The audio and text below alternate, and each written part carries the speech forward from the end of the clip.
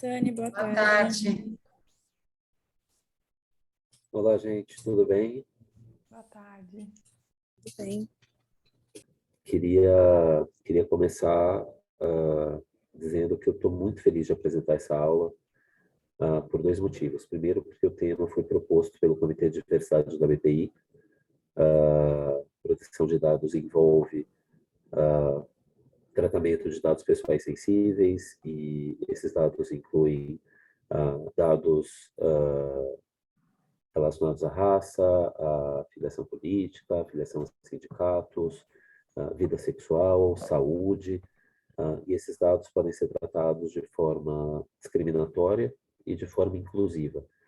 E a Natane e o segundo motivo pelo qual eu estou feliz é que a Natane foi monitora do primeiro curso, e durante as 20 aulas do primeiro curso, da primeira edição desse curso, a Natane nos provocou a pensar sobre tratamento de dados de forma inclusiva.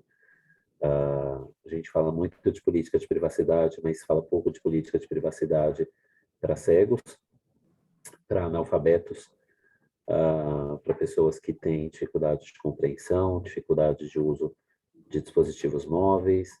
A gente fala pouco de ações, proteção de dados em ações afirmativas, e eu acho que a Natânia é a pessoa ideal para nos encher de provocações hoje, para a gente refletir sobre como tratar dados nessas situações tantinho mais delicadas. Natânia, contigo, vai ser um prazer te ouvir de novo depois de... Tem 2 anos aquele curso já, né, Natânia? Foi no comecinho da pandemia. Isso. Eu perdi um pouquinho do que você falou, mas você falou que um pouco... Basicamente, estava te apresentando, falando que você é incrível, que você nos provocou muito na primeira edição do curso, tanto que a gente decidiu que você era a pessoa ideal para trazer esse tema tão delicado, mas tão importante. Foi essa a minha introdução. Fica à vontade para se apresentar, Natânia. A gente sempre deixa os professores... A gente não lê o currículo de ninguém, a gente gosta que os professores se apresentem, e vou estar por aqui te ouvindo com a mesma atenção que eu te ouvi 2 anos atrás. Primeiramente, agradecer imensamente ao convite e ao espaço. É muito bom estar aqui de novo. Eu fui monitora aqui, já fui monitora em outras escolas também. E também sou professora, né, do curso do curso de Formação Antirracista, Direito e Tecnologia do Aquatone Lab, que é um coletivo que hoje foi fundado do zero. Começou com um grupo de estudos sobre racismo e proteção de dados, e depois se transformou em um instituto hoje, na verdade, uma ONG, na verdade. E tem essa preocupação, e aqui o espaço é muito rico pela preocupação que o curso tem com as trocas mesmo, né, entre os alunos, os professores, o espaço para comunicação, para debate.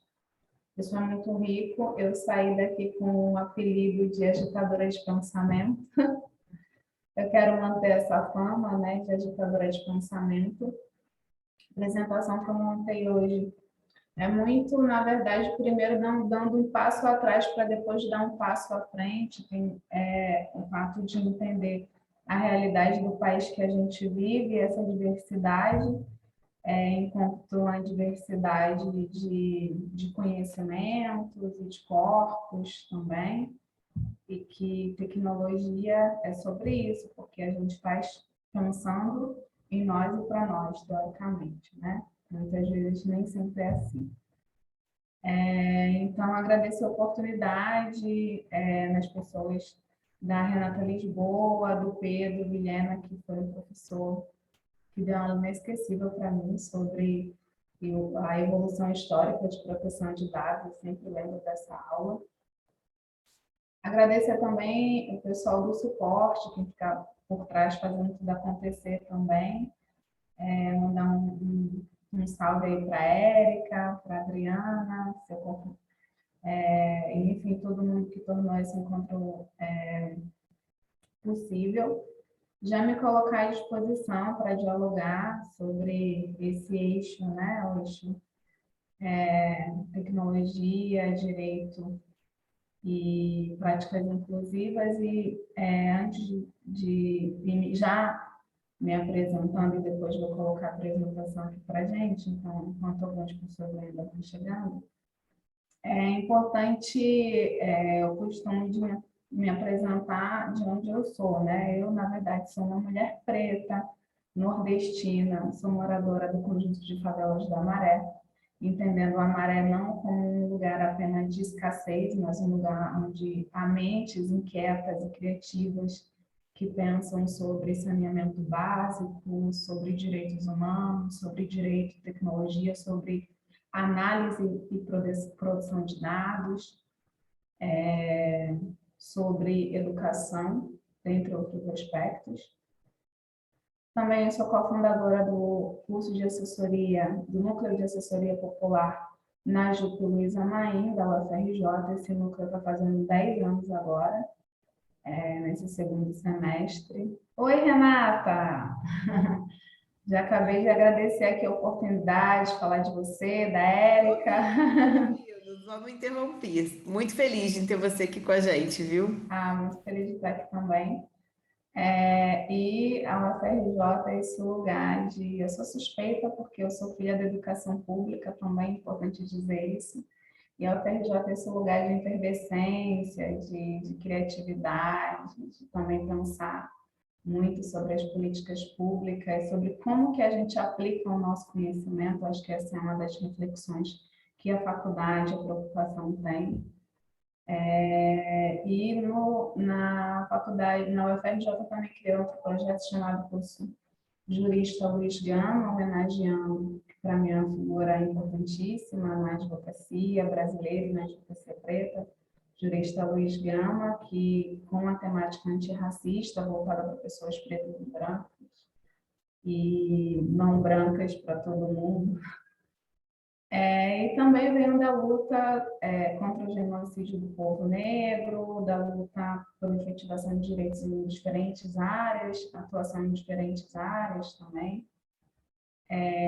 Faço parte da Advocacia Negra Carioca, faço parte do Selo de Juristas Negras, que conecta mulheres negras juristas do país inteiro. Tive a honra, e sempre falo isso em todo lugar que eu vou, de ser monitora aqui do curso de Privacidade e Proteção de Dados. Eu levo esse lugar com muito carinho, a ótima relação aqui com os professores, com a Renata, com o Pedro, com o Dirceu, querido também. E com os outros monitores foi um curso muito gostoso. A gente não queria que acabasse. Eu lembro que a gente não queria que acabasse. E é uma grande responsabilidade também, né? Hoje falar o tema de hoje. E eu já adianto dizer que eu trago aqui um pouco da minha vivência, do que eu tenho feito, do que eu tenho pensado junto com outras pessoas, porque isso é possível coletivamente.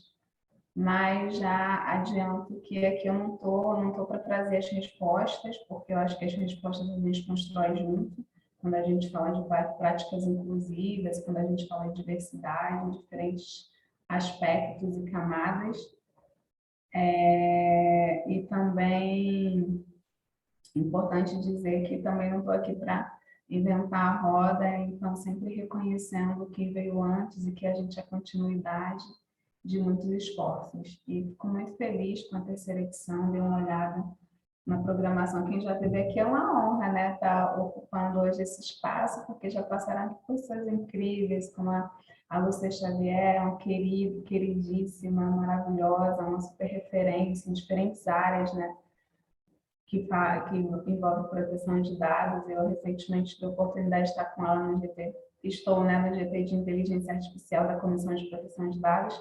Eu sou colaboradora da Comissão de Proteção de Dados da OAB, já tenho mais de 2 anos também, e a gente esteve escrevendo juntos a contribuição para o Senado, então pude escrever ali sobre a parte de revisão humana que eu escrevi, tive esse privilégio, essa honra e essa responsabilidade. Também já passaram por aqui o professor Marcelo Crespo, também um queridíssimo, enfim, vários outros nomes. Guardem suas perguntas, não anotem, o objetivo é que a gente... Inclusive, eu já tenho uma pergunta para vocês, né? Porque eu não estou aqui só para ouvir pergunta, para fazer também. Qual a prática inclusiva que você acha legal na área da tecnologia? Qual a prática inclusiva que você já viu e achou, caramba, que legal? Ou o que que você acha que está faltando no seu espaço de trabalho ou na faculdade que você dá aula, no ambiente onde você está? Colocar aí no chat que a gente vai com certeza gostar muito de saber, né? Eu vou trazer aqui o exemplo de algumas práticas inclusivas, mas assim, tem outras e a gente tem que sempre ir atrás dessas práticas e pensar o que que a gente pode fazer diferente a partir do lugar onde a gente está. Se é a academia, se é o escritório, se é a empresa, enfim. É basicamente um pouquinho, me apresentei um pouco aqui. E eu, como já falei, né, o meu xodó, costumo dizer que meu xodó é a Lei Geral de Proteção de Dados, artigo 20 da LGPD, né, que fala sobre revisão humana. E eu sou uma das defensoras de revisão humana, tá? Muitas pessoas não veem isso muito bem, mas eu sou, não em todos os casos, porque de fato inviabiliza uma série de negócios, né? Mas em alguns casos que envolvem meios de alto risco, eu de fato sou defensora da revisão humana. Inclusive, lá para o Senado tem algumas contribuições da Natânia, porque eu escrevi para a Comissão Coalizão de Direitos na Rede, aí enviamos nossa contribuição, escrevi junto com a OAB-RJ, enviamos nossa contribuição, escrevi enquanto a Quatro também enviamos nossa contribuição, que eles ouçam pelo menos uma delas, né? E quando a gente fala de revisão humana num contexto assim onde há potencial discriminatório, e é muito importante, né, que tenha esse direito de explicação, de retificação e de revisão, né? Só para falar aí também sobre o que eu tenho pesquisado, e no momento eu tenho pesquisado dois sites que, assim, para mim tem sido terror, que é o site gov.br e o site Meu INSS, o site do aplicativo Meu INSS. Então, assim, por enquanto ainda estou na fase de estou pesquisando, né? Mas assim tem alguns casos bem complexos, assim a gente percebe em termos de tratamento discriminatório, como que o reconhecimento facial interfere não só na área da segurança, mas também como por causa do reconhecimento facial, eu tive um caso de uma senhora que tem mais de 70 anos, que por causa do reconhecimento facial no site do INSS, ela teve a negativa, né, da aposentadoria, e aí ela entrou com um processo judicial, porque não tinha, o canal de ouvidoria não funcionava, é tudo automatizado e não tinha, enfim, aí a gente vê a questão do direito à explicação, da transparência, e como que o direito de revisão de decisões automatizadas da revisão humana é importante, mas estou aberta para dialogar, para quem pensa o contrário, que o diálogo respeitoso é sempre importante para a gente avançar. Então, já fiz aqui os agradecimentos, já fiz aqui também, falei um pouquinho do que eu falo, do que eu pesquiso, do meu interesse. Já pedi para vocês aí que vocês conheçam a prática inclusiva na área de Direito e Novas Tecnologias. Não precisa ser, independente de qual prática que seja, né? Entendendo que tecnologia é um conceito bem amplo, na verdade, assim como inteligência artificial é um conceito muito amplo. Já peço a colaboração de vocês, que é uma forma da gente também ir trocando, da gente ir se conhecendo. E agradeço muito a atenção de vocês. Espero que a gente possa daqui a pouco conversar um pouquinho mais, se conhecer mais. E posso começar a minha apresentação, a nossa apresentação, né, que foi tudo pensado em vocês. Como eu falei, o objetivo aqui é fazer algumas provocações, dar um passo atrás, para depois a gente dar um passo à frente também. E ainda falando sobre essa questão, a Autoridade Nacional de Proteção de Dados está tendo muito trabalho esse ano, né? Uma série de guias já está saindo desde o ano passado. e no início desse ano, e eu faço parte do grupo de pesquisa também do IDP. E hoje a gente estava lá no grupo de pesquisa e a gente pensando, né, o quanto que a questão do relatório de impacto na nossa realidade aqui brasileira, ele é diverso. Quando a gente pensa em empresas de pequeno porte, empresas de grande porte, quando a gente pensa na regionalidade do país, quando a gente pensa na realidade de afroempreendedores, e como que os agentes de tratamento eles foram pensados de uma forma, estão estruturados de uma forma, como encarregado, por exemplo, que se a gente dispensa encarregado numa microempresa. Mas e aí, quais as consequências disso para a efetivação de direitos de fato dos titulares de dados pessoais? Né? E uma outra questão também, quem é o titular de dados pessoais aqui no Brasil? Tá tudo dentro de uma caixinha, tem o mesmo formato, assim, de norte a sul, leste a oeste do país? Também são algumas reflexões, né? Então é importante sempre a gente pensar sobre esse ecossistema de proteção de dados a partir da nossa realidade, né? Enquanto país, né? Enquanto sociedade brasileira, para que a gente tenha uma atuação efetiva pela conscientização e pela educação, pela conscientização e, de fato, pela efetivação da proteção de dados, né? Porque a gente tem essa responsabilidade, né? Enquanto profissionais do direito, cabe a nós essa responsabilidade, né, dessa educação e conscientização de proteção de dados, mesmo que a gente fique sendo taxado como os loucos da proteção de dados, né?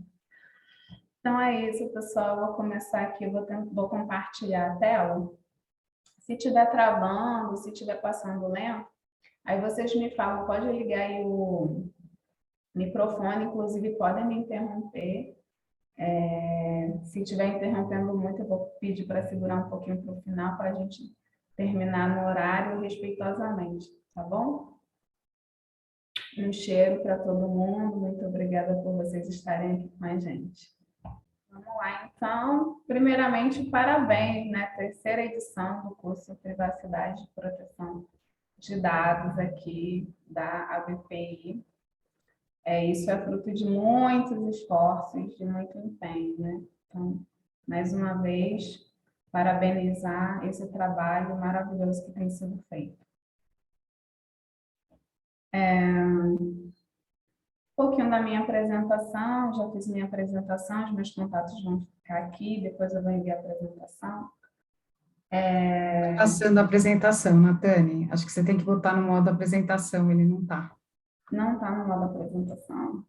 Não. Não, tipo, travou na tela, sabe? No Eu estou achando que tem a ver com a minha internet, na verdade. Não, é que o Zoom mudou, né? Então, está uma jornada. Tá mudando o slide, sim. Só pra... Agora mudou. Agora mudou, então acho que é. Mas não está no modo apresentação, né? Não, tipo, dá para ver o PowerPoint, sabe? Tipo, estudar. Deixa eu ver se agora vai. É que como você já pôs no Zoom, se você puser no modo apresentação, ele não vai. Truquezinho agora, para fazer isso. Olha lá, a tecnologia. Então, o que é que eu preciso fazer aqui? Preciso sair, interromper e de novo? E fica a teu critério. Se você quiser tentar, você teria que descompartilhar. Aí você vai lá na sua tela normal e abre a apresentação no modo apresentação. A hora que entra no modo apresentação, você vai ver embaixo da sua tela umas flechinhas e do lado das flechinhas 3 bolinhas, que é do lado esquerdo, bem embaixo. Se você clicar nessas 3 bolinhas, vai aparecer uma janelinha e aí você vai em tela. E daí, na tela, se você clicar em tela, vai aparecer lá ferramentas da tela. Se você clicar em ferramentas da tela, vai aparecer o Zoom na parte inferior da tua tela. Aí você entra na telinha do Zoom vai achar o share, aí você faz o share e vai achar a sua apresentação. Muito rápido? Muito rápido. Não sabia que tinha mudado. Até onde você chegou? Eu estava com a tela aberta procurando essas telinhas, essa que você falou. Do lado esquerdo, no inferior, Do ela lado é esquerdo. apagadinha. Você vai ver duas flechinhas, uma para lá, uma para a esquerda, uma para a direita. Achei. E aí, depois do 3 lado delas, pontinhas. isso, clica neles. Aí tem tela. Clique em tela, aí ele vai aparecer ferramentas da tela. Apareceu? Apareceu tela, escurecer, tela branca, mostrar barra de Mostrar tela. barra, é esse daí. Clica aí no mostrar barra. Aí embaixo, apareceu as telinhas do Zoom? Aí apareceu o zoom. Isso, aí você entrando nela, você vai ver o share screen. Aí você dá um share screen, volta lá para aquela tela de apresentação, resolvido o problema. Olha, quem sabe faz ao vivo. Ensina ao vivo, na verdade. Agora Não, fiquei feliz. Ó, Natane, é a primeira vez que eu faço essa explicação e a pessoa consegue me seguir. Então, super obrigada, viu? Estou feliz. Eu que agradeço. Vocês estão vendo, então, a apresentação? Agora está perfeito. Para você Então. poder mudar a apresentação, pode ser que você tenha que usar a flechinha e não as teclinhas, tá? Às vezes isso funciona. A flechinha no teclado? Não, que aqui não está aparecendo a flechinha para mudar, se eu quiser mudar de... apareceu. Então, é isso. Muito agradecida. Fiquei feliz. Imagina. Consegui. Então, vamos lá. Então, terceira edição do curso Privacidade e Proteção de Dados, sobre a ótima coordenação, querida Renata Lisboa e nosso querido professor Pedro Vilhena. Já fiz a minha apresentação, né? A gente já bateu um papinho rápido ali. Esse é o roteiro da nossa aula de hoje. Vocês conseguem ver? Está passando ou está travando? Sim, está passando, Está tudo passando. certo. Então, esse é o roteiro da nossa aula, né? O contexto brasileiro. Não dá para falar sobre direito e tecnologia sem pensar no contexto brasileiro, no contexto socioeconômico e até cultural do país, porque está tudo interconectado, né? E então a gente vai falar um pouco sobre o contexto brasileiro, raça, gênero e direito e tecnologia, racismo, algoritmo, novas e velhas práticas de poder, revisão humana, que é um tema especial para mim, luta de gênero e a luta antirracista e práticas inclusivas. Lembrando que nós temos um papel importante nesse protagonismo também, né, dessas práticas inclusivas. E aqui do lado eu trago duas fotos, uma foto que mostra a internet chegando a uma aldeia indígena, e quando a gente faz um estudo, eu já fiz uma pesquisa sobre desigualdade no acesso à tecnologia de crianças e adolescentes, e a gente estudou também crianças indígenas, quilombolas, socioeducativo e outros contextos. A gente percebe, eu fiz uma análise sobre as políticas públicas do Ministério da Comunicação, que há muitos projetos no papel destinado à população norte e nordeste do país. Então, levar a internet para aldeias em alguns lugares. Essa política funciona, e outros lugares não funcionam tão bem quanto deveria, então achei importante trazer a questão do acesso à internet de pessoas indígenas. Aqui embaixo eu trago um youtuber indígena que ele utiliza a tecnologia como uma ferramenta na luta indígena, que é o Airiu. Não sei se eu pronunciei o nome dele corretamente, tá, gente? Mas depois eu posso deixar disponível aí o link para quem quiser. E aí ele faz uma crítica à tecnologia, porque segundo o perfilamento dessas novas tecnologias, ele não seria indígena, porque usa a internet, usa cabelo arrumado, fala bem, usa equipamentos, usa roupa. Então, segundo esse critério, ele não seria indígena e seria 100% não indígena. Então, aqui a gente já percebe essa questão da inclusão e não inclusão, né? De um preconceito também, né? Por que o indígena não pode usar a internet? Se usar a internet não é mais indígena, deixou a sua origem, só essa reflexão, assim também como a questão do reconhecimento facial falha tanto em indígenas quanto em pessoas pretas e pessoas trans.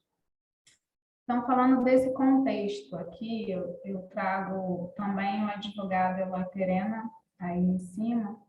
O advogado Eloy Terena tem um trabalho excepcional na defesa dos indígenas. Trago uma ilustração para falar a respeito da importância da gente pensar no contexto brasileiro e a questão da deficiência, né, das deficiências, no plural, a questão do analfabetismo, questões de gênero e as questões raciais. Então, tem um princípio iorubá, que é o princípio Sankofa, né? Conhecido já de alguns, que olhar para o passado é uma tecnologia ancestral, no sentido de que nunca é tarde a gente olhar para o passado, a gente aprender e a gente poder fazer diferente, né? Então, aqui trago um questionamento para que a gente pense mesmo, aí, que a gente puxe da mente.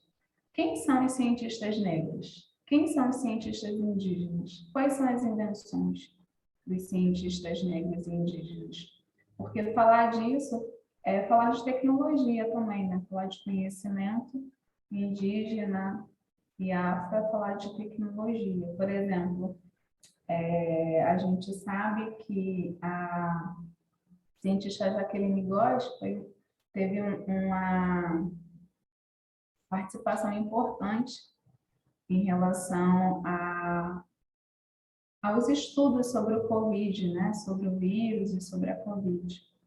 Então, é importante pensar quem são os cientistas negros e indígenas quando a gente pensa em tecnologia, quando a gente pensa em direito também, e a gente percebe que há uma hierarquia de saberes do que é importante, do que não é importante, quem que dita esses saberes, a questão do apagamento também.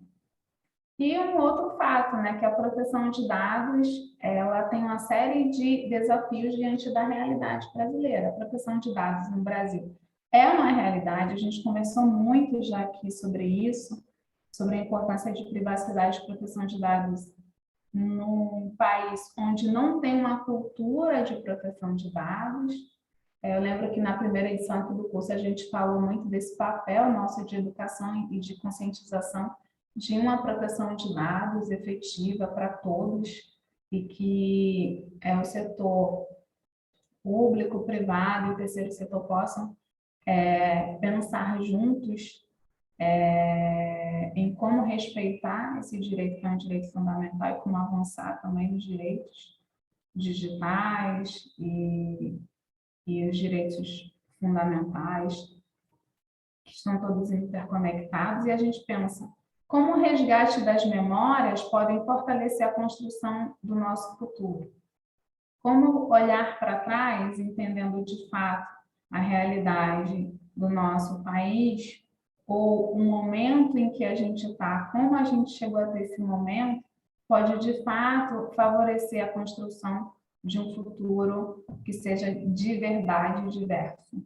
Lembrando que a diversidade, ela não é uma hashtag, ela não é um favor, ela é um direito do Estado Nacional Democrático de Direito, no qual nós acreditamos, né? Então, aqui eu trago o conceito de racismo, nas palavras do professor Silvio de Almeida, um conceito que eu acho que ele explica de forma muito simples, na verdade, não vou dizer muito simples, né? Mas de forma nítida, né? Ele diz, podemos dizer que o racismo é uma forma sistêmica de discriminação, ou seja, algo sistêmico, que tem como fundamento a raça, entendendo a raça não como algo biológico, que somos todos raça humana, né? Muitas pessoas falam isso. Não, a raça enquanto um componente que é uma construção social, histórica, né? Então, que tem a raça como fundamento e se manifesta através de práticas conscientes e inconscientes. E essas práticas conscientes e inconscientes, nós já percebemos, sabemos que elas aparecem, inclusive, nos algoritmos, né? Então, essas práticas acabam combinando em vantagens e desvantagens. Vantagem para uns, desvantagem para outras pessoas. Então, a gente percebe, há exemplos, né, de racismo, o que a gente chama de racismo algorítmico, em diferentes plataformas, sistemas e redes sociais, mídias. Eu, no início, eu citei a questão do meu INSS, né, uma realidade a ser enfrentada nesse contexto brasileiro. E a gente pergunta, dados para quê? Qual a finalidade? Qual o objetivo dos dados? Algo que eu aprendi com o professor Pedro e não esqueci nunca mais, é que dados podem ser usados de forma benéfica ou não, né? Eu lembro da apresentação do professor Pedro sobre a evolução histórica da proteção de dados, e ele trouxe o exemplo do censo dos judeus, do cadastro dos judeus, né? Do censo de 1939, do que foi conhecido como cadastro dos judeus, que serviu, na verdade, como um tratamento de destruição em massa. Então, por que dados importam? Porque dados é poder, né?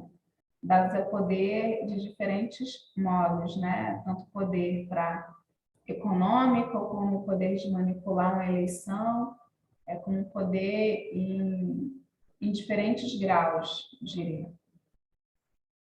E aí a questão do racismo algorítmico, o problema são os algoritmos? Não, o problema é a forma como nós estamos construindo as nossas tecnologias, né? Então, o racismo algorítmico é a utilização de distintas tecnologias e automatização para discriminar imagens ou qualquer tipo de conteúdo de pessoas negras, indígenas, asiáticas ou pessoas não brancas, levando em consideração, como mostra no comentário Code Bias, que quem constrói as tecnologias, quem pensa, né, todo o ciclo de sistema de inteligência artificial, geralmente são pessoas brancas que acabam transferindo as suas visões para os algoritmos, entendendo que a tecnologia não é neutra, assim como a matemática é uma linguagem que pode servir para diferentes propósitos, né? E aqui eu trago alguns exemplos. Essa pesquisa foi de semana passada. Eu queria até saber se o Google já tinha melhorado isso.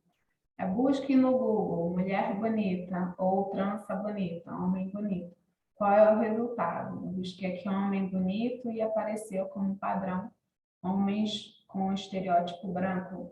Num país, aqui no Brasil, a gente tem uma diversidade, né, de rostos, de corpos, de pessoas indígenas, pessoas trans, homens trans também, né, que se apresentam como homens trans, mulheres. E do outro lado, mulheres bonitas também, e também o padrão é brancocêntrico, como utiliza algumas pesquisadoras como a Cida Bento, que escreve sobre branquitude, brancura, e o que o Silvio de Almeida falou, a questão das vantagens e desvantagens e essa discriminação sistêmica de um grupo sobre o outro. Aqui, essa é uma pesquisa mais antiga, já tem um tempinho, sobre tranças bonitas e tranças feias também, jogando no Google tranças bonitas e tranças feias. Majoritariamente, ainda aparecem tranças de pessoas brancas, cabelos lisos. E aí, isso é o que pesquisadores têm chamado de racismo algorítmico, que é o uso da tecnologia para perfilar para classificar e para discriminar também. A gente vê um potencial discriminatório. É que eu trago a linha do tempo do racismo algorítmico, uma pesquisa muito séria do pesquisador Tarcísio Silva, pesquisador baiano. Ele tem uma pesquisa que é Métodos Digitais, Ciências, Tecnologia e Sociedade, a temática dele. E aqui eu trago 2 exemplos, agora eu vou trazer alguns exemplos de racismo algoritmo, que a gente precisa entender esse contexto para depois pensar nas práticas.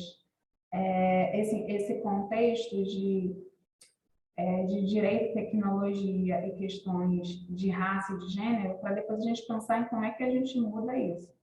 E aí tem 2 exemplos na linha do Tarcísio, na linha do racismo algoritmo do Tarcísio, que me chocam muito, que é esse do score em saúde, que penaliza pacientes negros. É um dado dos Estados Unidos, mas aqui no Brasil também a gente percebe, pelo menos dentro do Aquatone, tem uma pesquisadora que é da área de direito de saúde, e ela também percebe isso em relação a planos de saúde aqui no Brasil. Nem tudo a gente ainda conseguiu, a gente está avançando em termos de pesquisas em alguns campos, mas a gente já percebe assim da realidade, né? Um outro exemplo é esse exemplo do algoritmo que impede que pacientes negros de receber transplante de rins. Esse é um caso também dos Estados Unidos, mas a gente fica aqui a reflexão, né? Tecnologia do lado de quem? Qual o propósito, qual o objetivo e o quanto que isso é relevante do ponto de vista dos direitos humanos, né, do direito à saúde. Aqui tem alguns exemplos, tem um exemplo do Google, que confunde o cabelo com peruca, das câmeras da Nikon, que não entende os rostos, não entendia, né, os rostos asiáticos. Então, a pessoa não conseguia tirar o recurso para evitar selfies com os olhos fechados, se confundia com os olhos dos asiáticos. Não conseguia entender os olhos, né, dos asiáticos. Embranquecimento do presidente Barack Obama, de um lado ele parece mais escuro, do outro parece mais claro, entendendo a branquitude como esse filtro, né, que tem um filtro tanto do Facebook quanto do Instagram, entendendo então a branquitude como o mais belo, digamos assim.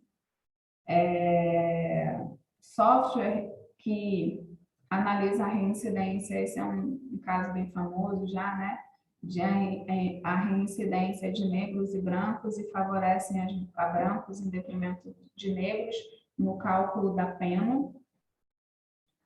Carros autônomos que têm mais chances de atropelar pessoas negras do que pessoas brancas.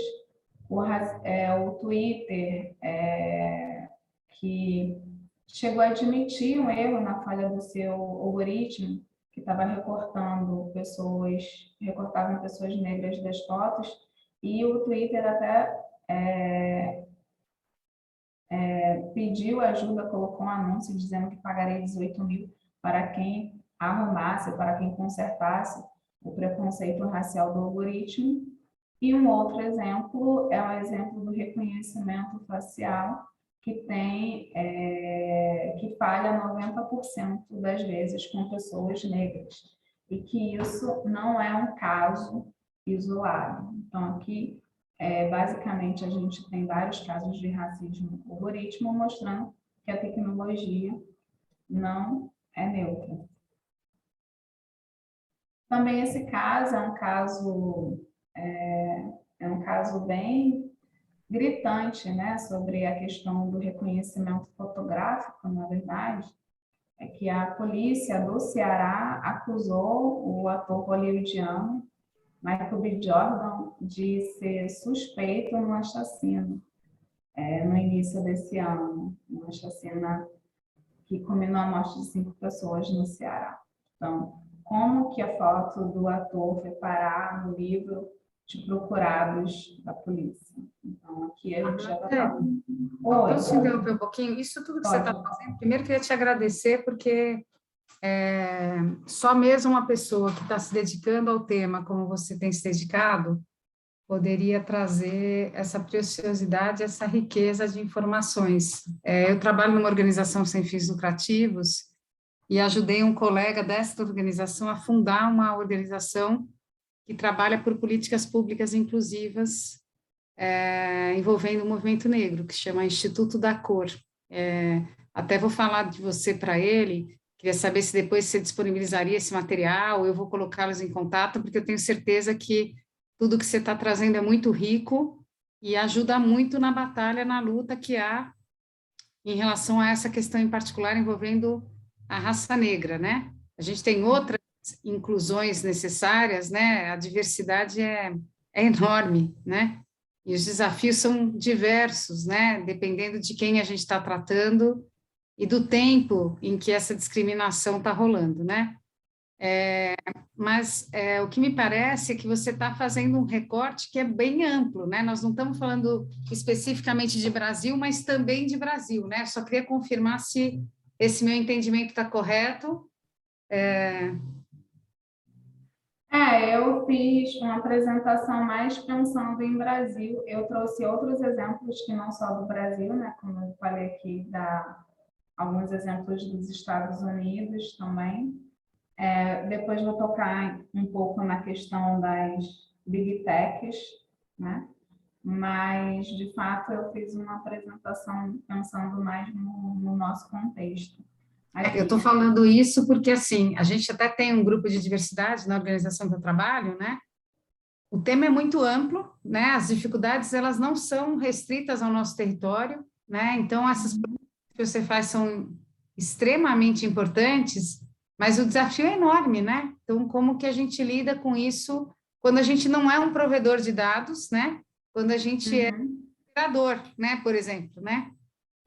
Um pouco isso que eu queria depois, se a gente puder aprofundar um pouquinho, ouvir você.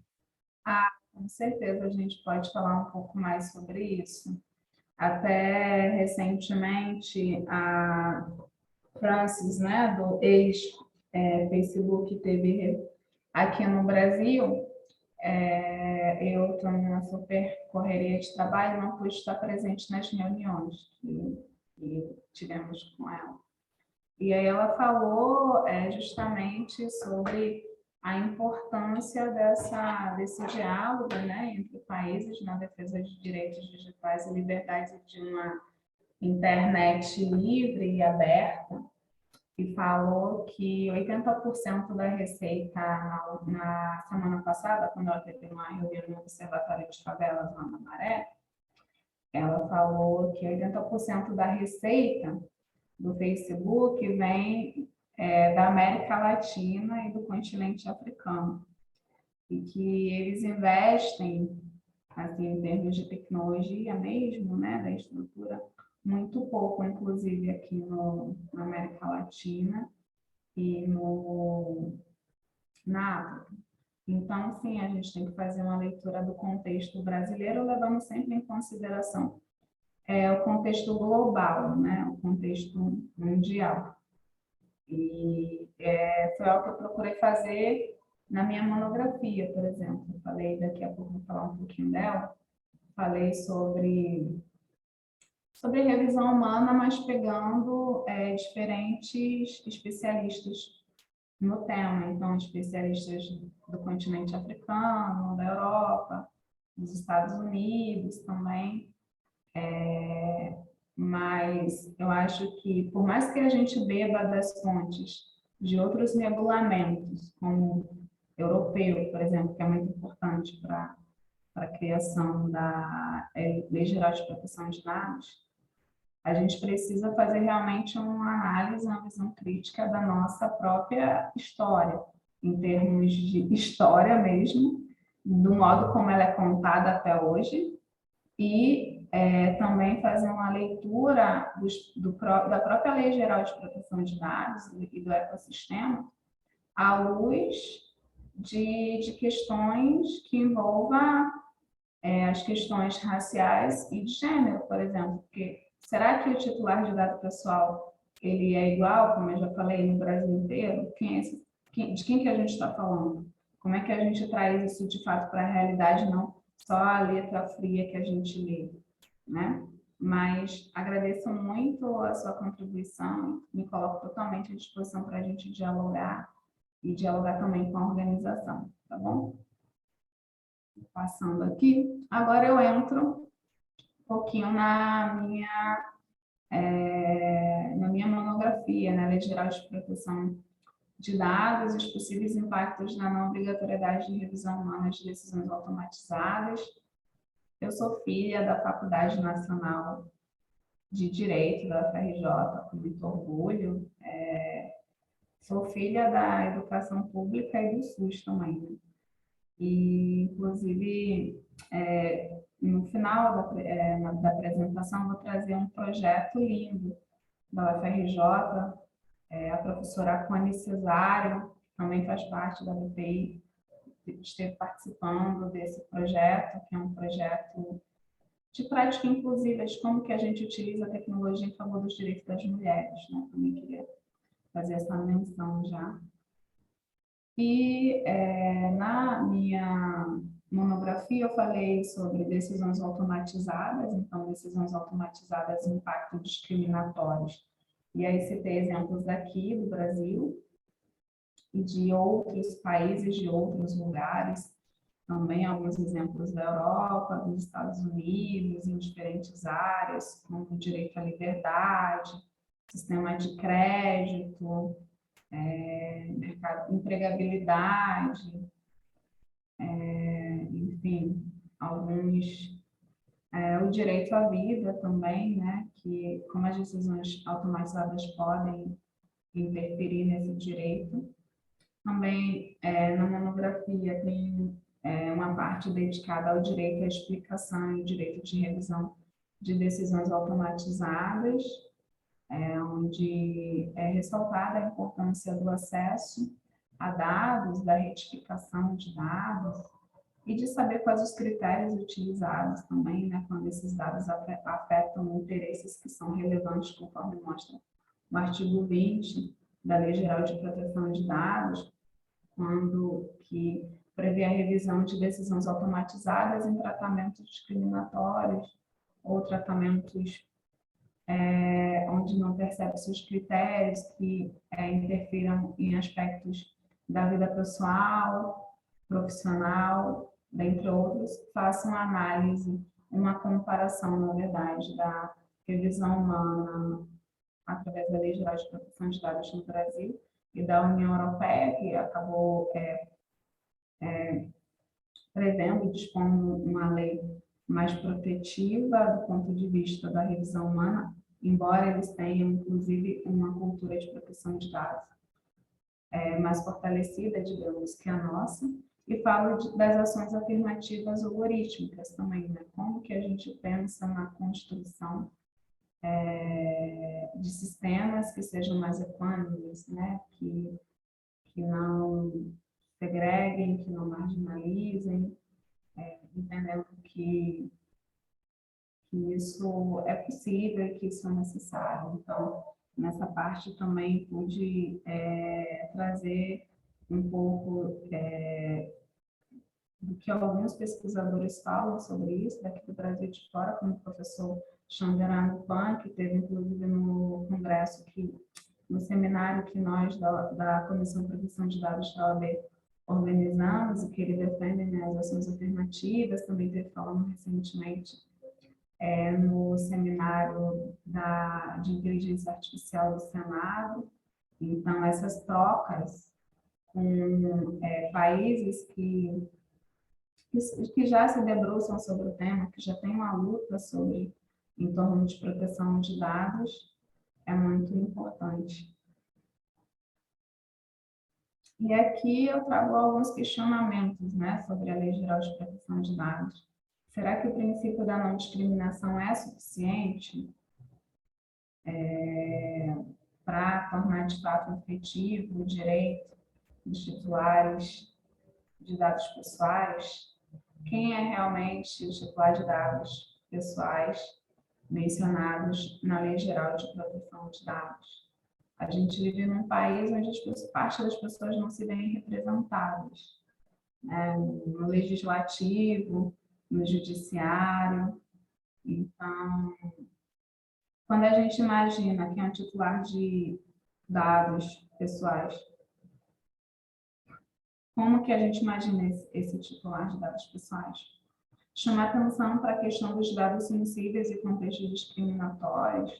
Dados sensíveis não apenas referente à questão de raça, mas também referente à questão de gênero, a questão de convicções políticas, né? Também é um assunto delicado e desafiador no nosso contexto. Será que essa régua de proteção dos direitos fundamentais, desse direito de proteção de dados, que é um direito fundamental, ela protege a todos os cidadãos como, de fato, titulares de dados pessoais? Porque a gente aprendeu o que a lei quer dizer e o que ela o que de fato acontece na prática, é um desafio, né? Claro, obviamente que a teoria é importante, mas a prática também é muito importante. Então, a minha visão enquanto pesquisadora, né, enquanto eu sou educadora, advogada e pesquisadora de Direito e Novas Tecnologias, é que há algumas lacunas. A Lei Geral de Proteção de Dados ela foi muito bem-vinda, foi uma lei construída, um processo de construção coletivo a várias mãos, mas que ela, obviamente, trouxe algumas lacunas e a gente tem uma série de desafios a enfrentar quando a gente fala de prevenção de danos, de responsabilidades, a questão do ressarcimento, a própria questão de acesso a informações. Então, e esses princípios, né, de adequação, segurança, prevenção, necessidade, livre acesso, transparência, responsabilidade, princípio da boa-fé, a gente também, enquanto pesquisadores, enquanto advogados, a gente vê a necessidade e a relevância do accountability, do privacy by design, o cuidado com a transferência internacional de dados pessoais, porque aqui no Brasil para Big Techs e os nossos dados estão espalhados pelo mundo, né? E se essas Big Techs ou outras empresas estão de fato em harmonia com a Lei Geral de Proteção de Dados, então desafios e práticas inclusivas nessa seara não faltam. Como eu falei, eu vim aqui para a gente dialogar sobre, para a gente fazer junto, né? Então, são alguns questionamentos. Algo que eu percebo, né, pesquisando o tema, já pesquiso o tema já tem uns anos, revisão humana, é que de fato, como que algumas decisões automatizadas, elas possuem impactos discriminatórios que excluem, que marginalizam, que desumanizam, né? Que colocam, que fazem, inclusive, hierarquia de corpos, e a falta de acesso também. Então, a legislação brasileira, ela, infelizmente, essa é a minha opinião, como advogada, como pesquisadora, ela não privilegiou a revisão humana de decisões automatizadas como algo obrigatório. Houve um veto, e o veto dizendo que se houvesse revisão humana, iria inviabilizar alguns negócios.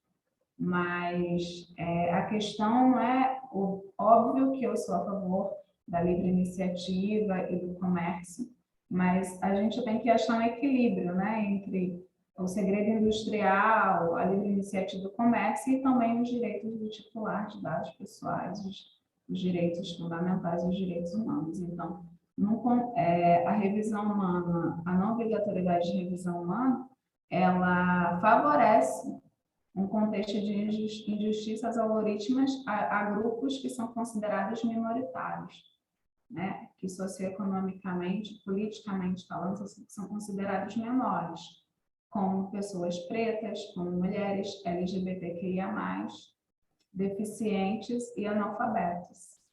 E algo que eu perguntei ao longo do curso aqui, quando eu fui monitora, como é que a gente faz, e a gente não tem resposta até hoje, né? Que é algo que nós temos que pensar enquanto pesquisadores, enquanto sociedade. Como é que a gente faz para que o direito de proteção de dados pessoais do deficiente seja de fato respeitado. Como é que a gente faz, assim, onde quer que a gente esteja, quer que a gente esteja dentro de uma instituição pública, quer que a gente esteja dentro de um escritório, de uma empresa, ou dentro de uma ONG, como é que a gente faz para respeitar esses direitos? Levando em consideração esse contexto de tecnologia e de proteção de dados. Aqui eu trago algumas legislações relevantes, algumas legislações voltadas mais para a questão racial. A própria Constituição repudia o racismo, mas convenções internacionais que demonstram que o Brasil tem um dever de ser antirracista, assim como ele tem um dever, aqui também está o Estatuto dos Deficientes e também o decreto que reconhece a identidade de pessoas travestis e transexuais. Então, aqui são legislações que quando a gente faz uma política de privacidade, quando a gente faz cookies, quando a gente está trabalhando em processos de adequação dentro de uma empresa, dentro de uma ONG, a gente também tem que levar em consideração. A gente não pode pensar só na Lei Geral de Proteção de Dados sem levar em consideração esse ecossistema de direitos positivados. Então, proteção de dados, como sabemos, envolve o ambiente online, dentro e fora da rede, a rede social. Aqui também uma charge que fala da desigualdade em termos de acesso à rede social, que é a rede social para uns, o que é a rede social para outros, né? A rede social aqui em casa é outra também. Tem essa fonte, né, do cibersegurança, que mostra que cada vez mais brasileiros utilizam as redes sociais como uma fonte de informação. Isso é interessante e isso também pode ser algo que a gente precisa refletir a respeito do poder das redes sociais, como ela pode ser algo que promova a educação, a diversidade, mas como ela também pode ser algo utilizada como uma ferramenta de manipulação de comportamentos. Aqui também trouxe as redes sociais mais usadas no Brasil em 2021, o Facebook foi a mais usada, e essa reflexão, né? Que é isso, amigão? Minha família, meu estado, meu município. A nossa vida agora está nas redes sociais, né? Eu mesma já passei um tempo sem redes sociais, fiquei só no e-mail, mas eu não consegui passar muito tempo fora, porque a gente não consegue falar com as pessoas. Eu não estou aqui para demonizar a tecnologia, eu só acho que a gente precisa fazer um bom uso dela e tem vários exemplos de bons usos dela também. Aqui trouxe também a pesquisa Tipo Domicílio de 2021, que foi lançada agora em junho. Eu acho que é interessante a gente dar uma olhada nessa pesquisa, independente de qual área a gente atue, para saber como que está o acesso de fato dos brasileiros às tecnologias digitais. E aqui eu trago alguns dos desafios também.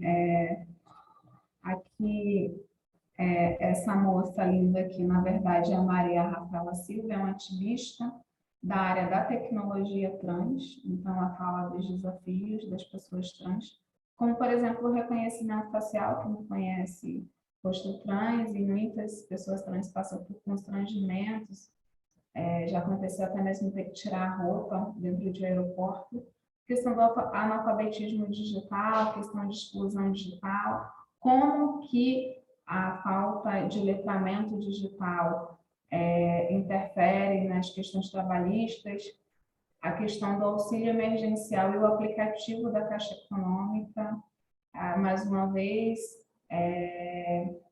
a questão do acesso à informação, a retificação de dados, também, mais uma vez, os deficientes, né? Como que a gente respeita os direitos dos deficientes, e qual o tipo de representatividade que a gente quer? Uma representatividade hashtag representatividade, ou uma representatividade de fato nos ambientes de trabalho? Então, quando a gente fala de práticas inclusivas, envolve muita coisa, envolve a educação escolar, envolve um ambiente de trabalho ser adequado para uma pessoa deficiente, e os dados desse deficiente ser tratado de forma devida, a pessoa trans, o dado da pessoa trans ser tratado de forma devida, as pessoas também que têm alguma condição de saúde, há um caso famoso que mostra que uma pessoa portadora de HIV, essa informação vazou no índice de segurança, né, o vazamento do índice de segurança do RH, e esse dado trouxe um potencial discriminatório para esse trabalhador, então a empresa foi processada. Então, quando a gente fala de práticas inclusivas e tratamento de dados pessoais, envolve uma série de coisas, né? Envolve, por exemplo, de que forma que são manipulados os dados de nós, consumidores, os dados dos trabalhadores de aplicativos também. A questão de violência de gênero na internet. É um relatório da ONU de 2017 sobre violência de gênero aqui no Brasil. E de lá para cá, poucas pessoas mudaram. Cada vez mais, é uma das áreas que eu atendo também, violência de gênero. Cada vez mais as pessoas me procuram nessa área e eu indico algumas, eu dou assessoria nessa parte. E o SaferNet é uma ONG que trabalha muito com essa demanda, né? Violência de gênero na internet. Aqui tem mais uma vez o documentário Code Bias, que faz uma série de denúncias, né? Sobre a questão de reconhecimento facial, que não reconhece especialmente as mulheres negras, mas também ela fala sobre diversidade na tecnologia. Quem está construindo essa tecnologia? O documentário começa falando sobre isso. A questão da uberização e os direitos. Então, a culpa é do algoritmo, é do sistema? Será que o algoritmo, será que o sistema são entidades misteriosas? Quando uma mulher preta tem um crédito negativado, que segundo pesquisa do Sebrae da FGV, as afroempreendedoras pretas têm 50% crédito negativado que mulheres brancas. Geralmente o gerente fala, foi o sistema, mas quem constrói o sistema? A gente pensar nessa questão, né? Será que certos sistemas de fato se aplicam à nossa realidade? Um reconhecimento facial que foi pensado por uma realidade de um outro país se aplica à realidade brasileira? Certos aplicativos que são usados aqui, eles respeitam a legislação pátria? Isso também é pensar sobre proteção de dados e sobre inclusão, porque se não respeita a nossa legislação, como que pode ser tido como inclusivo também?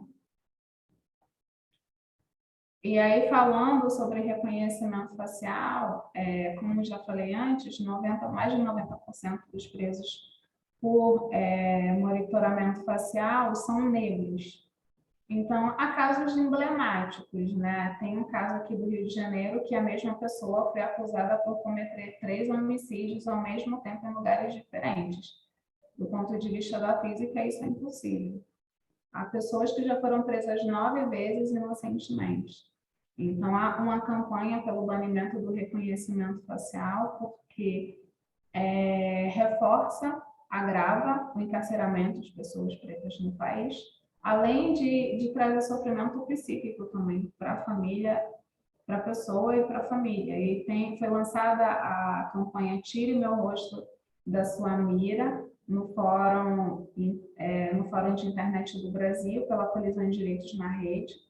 Então, é uma campanha que eu apoio, Tire Meu Rosto da Sua Mira, é uma campanha que a Quatune apoia também. O Panóptico faz um monitoramento a respeito do reconhecimento facial em diversos estados do país.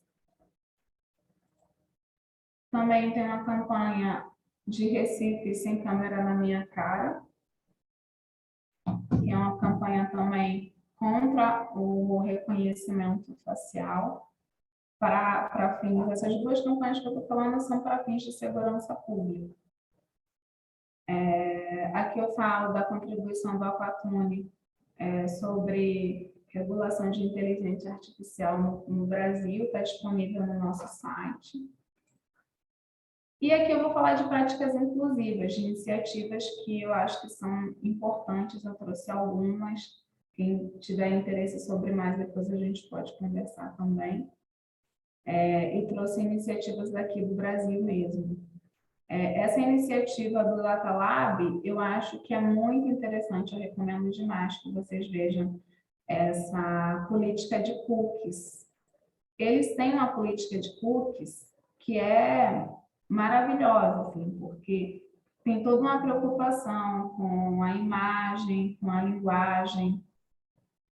Eles falam da política de cookies como se fossem as vizinhas fofoqueiras que querem saber o que a gente vai fazer, o que a gente está fazendo. Então, a linguagem que eles utilizam é muito interessante. O Data Lab é da Maré, o Laboratório de Dados da Maré, faz vários projetos incríveis. E para essa política pública, eles utilizaram uma persona, né, que é a Rayane, que é uma moradora da Maré, jovem e tal. Então, eles, na elaboração dessa política pública, eles levaram em consideração esse público-alvo, né, a questão da linguagem, a questão da comunicação. Na Maré, a educação popular e a comunicação comunitária é algo muito forte para a gente. Eu percebo muito isso nessa política de cookies, que ela é uma política extremamente elogiada por diferentes pessoas. Então, vou deixar o link daqui a pouco para vocês, vai ficar disponível também no material. E aí eu trago mais dois projetos deles, né? Dados acessíveis, que eles já começaram, esses dados acessíveis, eles estão fizeram uma pesquisa sobre deficientes no mercado de trabalho. Eu participei do hackathon dos dados acessíveis e a gente tinha que, além de entender a pesquisa dos dados, a gente tinha que fazer a gente tinha que colocar esses dados de forma que pessoas pudessem identificar. Então, que o cego pudesse sentir, que o surdo pudesse ouvir. Então a gente teve que testar, né, aprender a audiodescrição, fazer um tipo de gráfico que pudesse ser tateado, enfim, foi bem interessante. E eles estão com a residência com 3 pessoas deficientes que eles estão recebendo um treinamento, fazendo uma pesquisa que também em breve vai ser publicizada, e eles têm esse projeto, né, Dados Acessíveis, que é voltado para pessoas deficientes e para quem queira trabalhar com pessoas deficientes. E aí qualquer pessoa pode se inscrever para a nova formação. Na verdade, essa chamada que eu coloquei aqui é só para pessoas deficientes mesmo. Mas eles eventualmente convidam outras pessoas para fazer a formação do Data Lab sobre dados sensíveis, para que a gente consiga colocar dados estatísticos ou a nossa pesquisa de forma acessível para pessoas deficientes. Eles dão essa mentoria. E um outro exemplo de como a gente pode fazer um uso contra-hegemônico da tecnologia é o Cocozap. O Cocozap é uma pesquisa que eles fizeram e fazem através do WhatsApp. Então, através do WhatsApp, eles fizeram, e é uma pesquisa que continua sendo feita, para avaliar as condições da água na Maré, as condições de saneamento básico na Maré.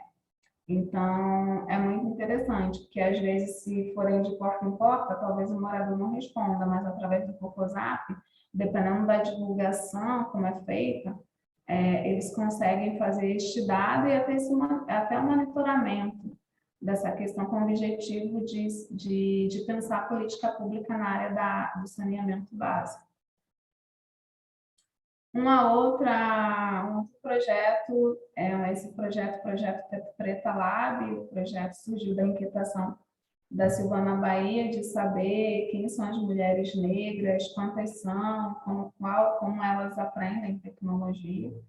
Então, é um projeto de pessoas de diferentes áreas, né? Youtuber, design, pesquisadoras, tecnólogas, pessoas do direito também, cientistas de dados, empreendedoras digitais, e que questionam a falta de mulheres negras na tecnologia, mas não só questionam, na formação, tem trabalhos incríveis também com o ciclo informativo, questões que envolvem novas tecnologias e programação, aprenda com a avó, que é uma avó ensinar para uma pessoa jovem, através do uso também da tecnologia, um conhecimento que seja importante, interessante, aí conecta uma nova geração através do direito da tecnologia com a geração mais antiga, que as pessoas chamam de melhor idade, de terceira idade, enfim. O Preto Lab tem uma série de trabalhos importantes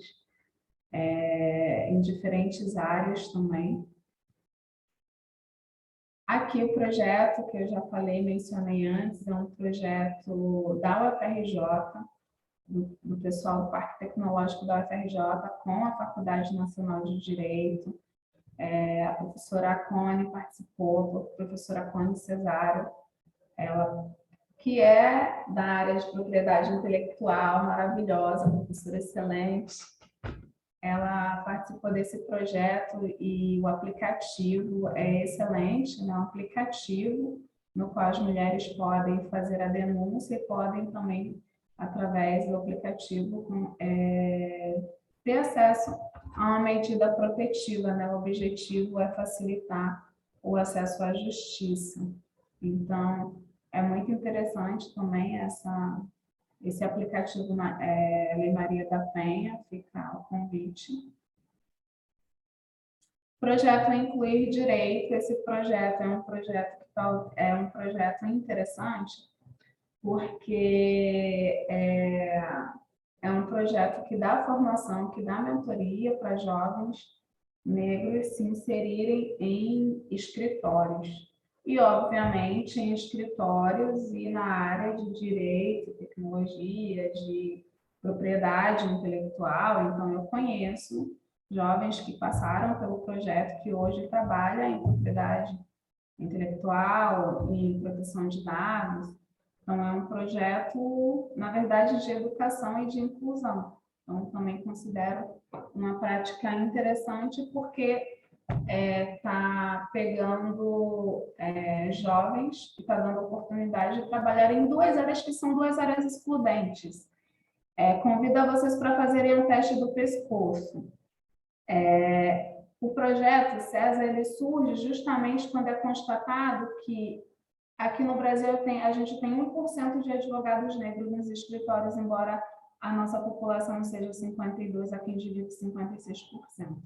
Então, é um projeto importante de promoção e preparação que está proporcionando que jovens adentrem a área de propriedade intelectual e de proteção de dados. Por isso que eu acho interessante mencionar esse projeto aqui, para inspirar também que mais projetos assim aconteçam. Aqui a cientista da computação, Nina da Hora.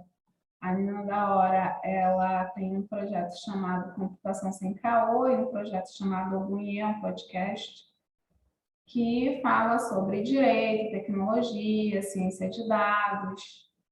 E, obviamente, ela também fala de proteção de dados, embora seja da ciência da computação, porque a área de direito e tecnologia é uma área interdisciplinar. Então, é uma cientista da computação aqui de Caxias e que é reconhecida nacionalmente, inclusive internacionalmente também, que vale muito a pena conhecer o trabalho, porque ela fala muito sobre práticas inclusivas e sobre a questão de ética e tecnologia. Então, alguns pontos para a gente pensar, como eu falei, eu me coloquei aqui como a dona da verdade, inventando a roda. Eu acho que quando a gente fala sobre práticas inclusivas e tratamento de dados, a gente ter sempre um diálogo respeitoso, a gente fazer pesquisas e trazer novos atores para pesquisar junto com a gente, porque se a gente pesquisa do mesmo modo, a gente vai sempre encontrar os mesmos resultados. A gente está aberto às reflexões, não tem medo das reflexões. e agir também, né? Porque a gente precisa de ações efetivas e envolve mexer em cômodos. Falar de práticas inclusivas envolve mexer em cômodos, em privilégios, a gente fazer o teste do pescoço e ver quantas pessoas pretas, quantas pessoas indígenas, quanto trans, por que nessa empresa não tem um deficiente trabalhando na área de proteção de dados, porque existem diferentes deficiências. A pessoa pode ser um advogado da área de proteção de dados cadeirante. Então, a gente pensar sobre isso, não é pensar só, como é que eu faço tratamento de dados pessoais de pessoas pretas e indígenas? Também é importante. É importante a gente reconhecer essa questão dos dados pessoais e do potencial discriminatório. Mas, ao mesmo tempo, é importante a gente pensar em como, de fato, a gente aplica a proteção de dados em diferentes aspectos, em diferentes camadas, como mencionado. Então, como é que a gente respeita essas humanidades, em vez de colocar as pessoas em caixinhas através da hierarquia dos corpos, né? Envolve uma educação e conscientização em proteção de dados e um tratamento equânime. E isso envolve mexer em convicções, no bolso, em questões financeiras também. Antes de lançar um produto, a gente vai testar. Antes qual a melhor forma de fazer esse relatório de impacto, qual a melhor forma de fazer essa roupa, quem que é esse titular de dados pessoais. Envolve planejamento, envolve mudança, envolve desconfortos, mas o resultado é sempre muito, muito válido. Então, como já dito, né, tem a questão da representatividade. Então, eu, enquanto advogada preta, eu percebo que tem escritórios contratando mais estagiários pretos, mas não contratam advogados pretos, mas esse estagiário preto não se vê dentro daquele escritório porque ele acha que ele não vai passar de estagiário, não tem nenhum advogado, nenhum diretor, nenhum coordenador que ele possa se inspirar. E tem a questão de representatividade dentro das tecnologias também, né? Se dentro de um time de regulação em novas tecnologias eu não tenho diversidade, como é que eu vou pensar isso para os meus produtos? Como é que eu vou pensar isso na análise de contrato? Como é que eu vou pensar isso quando eu leio uma lei? Então, a questão da representatividade, ela também envolve vários aspectos éticos, a questão da diversidade não pode ser só na foto de fim de ano, envolve uma formação continuada dos profissionais, envolve muita escuta, né? E que a gente possa, de fato, pensar em contratos, em legislações, em sistemas de inteligência artificial e plataformas que sejam adequados à nossa realidade, de fato, na prática, né?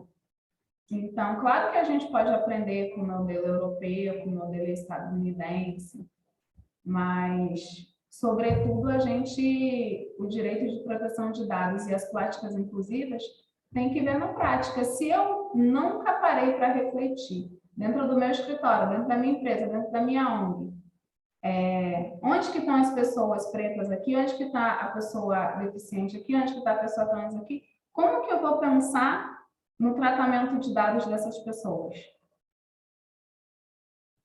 Então, realmente são desafios e o professor Silvio de Almeida, ele fala, né, não trouxe esse dado aqui, depois posso até acrescentar, que as empresas que mais lucram, né, pelo menos eu acho que foi no ano de 2019, parece que tinha mais diversidade, mas que o capitalismo, ele é tão cruel muitas vezes, que ele abre mão disso porque as pessoas preferem manter o status quo. Então, enquanto a gente quiser manter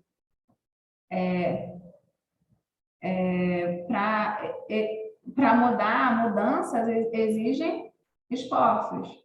A gente vai precisar reconhecer que mudar, de fato, envolve desconfortos, mas que vale a pena, porque vale o respeito às humanidades, e não só isso, envolve a gente aprender, a gente avançar, a gente entregar um ótimo trabalho. Envolve satisfação, não é só uma questão financeira, envolve uma série de valores, né, éticos, valores democráticos e, obviamente, valores também econômicos, né? Então, aqui tem tem alguns livros. Eu gostaria de enfatizar esse livro, Comunidades, Algoritmos e Ativismos Digitais, do Tarcísio Silva.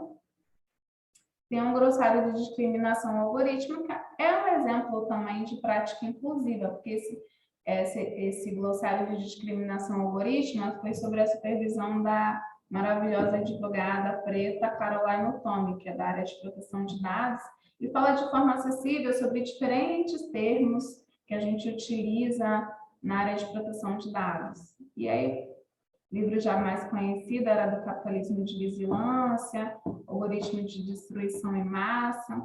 Tem uma face da Diana que eu gosto muito, que é o alívio de problemas advindos do uso de ferramentas de classificação com caixas pretas, entre aspas, não será atingido por um processo baseado em uma única ferramenta, mas por meio de uma combinação de regulação de auditorias, uso de alternativas mais transparentes, educação do público e sensibilização daqueles que têm o poder de desenhar esses códigos.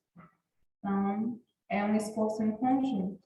Aqui algumas iniciativas e organizações que trabalham com proteção de dados, e não só proteção de dados, com outros direitos também, como Blogueiras Negras, que vem denunciando o racismo algorítmico e o GLE10, que já tem anos, quando o racismo algoritmo não era algo que estava mais em voga. Conexão Malunga também trabalha muito com a questão de proteção de dados.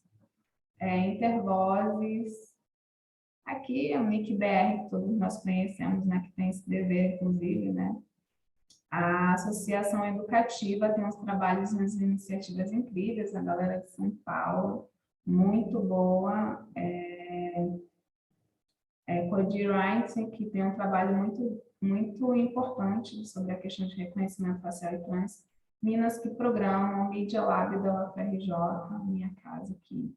E também trouxe aqui o algoritmo da opressão da Safia, que ela fala da questão da opressão do Google e de outras plataformas, mas não estou aqui especificamente para criticar nenhuma plataforma. Acho que essas big techs, elas utilizam um modelo de negócio que muitas vezes não respeitam os direitos da diversidade, e isso já é fato, mas isso se a gente for falar aqui, a gente vai se entender mais. Então, agradeço a todos e todas, espero ter contribuído pelo menos um pouco, digamos assim, ter dado os meus 10% de contribuição sobre a temática, né, de práticas inclusivas. Pessoal, eu recomendo demais que vocês leiam essa política de cookies do Data Lab, e eles vão lançar a política de privacidade com base no TikTok, porque é voltado mais para o público, né, do Data Lab, e acho que é muito rico o trabalho deles também em outras áreas de pesquisa também. Então, fica aí o convite e agradeço a atenção de todos e todas.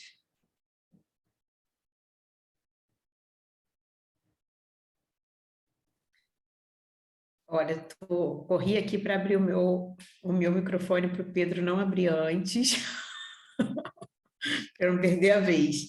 Eu já abri. Natane, fecha. Brincando, Pedro. Eu falei, ele vai abrir antes, fiquei aqui com o meu dedinho. Natane, super obrigada. Queria abrir para a gente discutir, conversar e ouvir um pouquinho o pessoal, porque eu acho a sua fala sempre um convite muito gentil para reflexões múltiplas. Então, eu queria primeiro abrir para o pessoal, ver se alguém tem alguma consideração, pergunta, enfim, contestação também, porque, enfim, estamos abertos à discussão. Samira está com um olhar assim, meio reflexivo, meio... Eu acho que ela trouxe muita informação, de novo, né? Foi uma aula incrível, tem de dados e de informações para a gente que trabalha com esse tema de diversidade. Mas, num outro olhar, né? A gente olha para a inclusão de quaisquer de pessoas menos favorecidas. Aí a gente está pouco importando qual é a raça, a gente está olhando a capacidade socioeconômica das famílias, né? É óbvio que a grande maioria, 90%, 95%, é de raça negra, né? Mas não necessariamente é. Ainda mais num país como o nosso, que está falido, né? Depois da pandemia, você tem milhões de pessoas desempregadas, algumas delas que tiveram mais oportunidade e que têm uma educação privilegiada também estão passando por essa situação, né? Você tem uma questão intergeracional, né? Só para trazer mais problemática, né, Natane? Você tem uma questão intergeracional, você tem caras da minha idade que estão no mercado de trabalho atuantes e estão aí atrapalhando pessoas mais jovens como o meu filho a se estabilizarem, a terem uma oportunidade, né? Aquela máxima que a gente ouvia quando era jovem, né? Como é que eu posso procurar um emprego e levar alguma experiência se ninguém me deixa começar o primeiro e ter alguma experiência, né? E acho que tem uma questão que, para mim, é primordial, é que este movimento, ele é um movimento de todos para todos, né? Não adianta a gente abrir um processo seletivo e dar prioridade para uma pessoa trans, ou para uma pessoa negra, ou para uma pessoa asiática, e ela não se sentir de nenhuma forma acolhida, né? Só fala do estagiário, eu nem vou ficar aqui, porque eu não estou vendo ninguém lá em cima que tenha a minha cor, é muito ruim. Mas por que é que ele não olha para isso como uma oportunidade, né? Eu vou ser o primeiro cara aqui nessa banca e vai chegar sócio, né? Doutor Pinheiro Neto era uma pessoa de origem negra, né? E é um dos maiores escritórios do Brasil, entendeu? Então, assim, acho que tem essa coisa do conjunto da sociedade, né? Que a gente precisa olhar. E isso não é trivial e não vai acontecer em 5 minutos. Então, que bom que temos pessoas como você, que trazem esse panorama, que nos provocam, como você falou, mas que jornada é essa, né? A gente tem aí muito, muito, muito chão pela frente, né?